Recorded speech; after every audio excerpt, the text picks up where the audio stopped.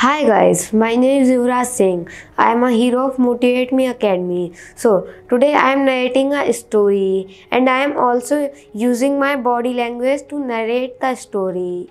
So the story name is A Hunter and the Bird. So let's start. One day a hunter came to the forest in search of prey. He saw a bird whose dropping turned into gold. He was surprised. He decided to give the bird as a present to the king. So he caught the bird and rushed to the king palace.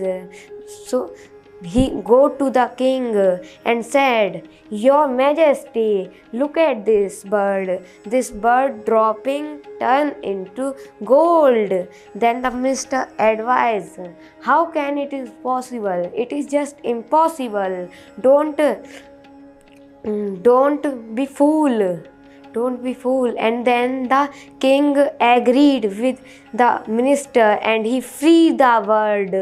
And the king said that really the bird dropping turned into gold.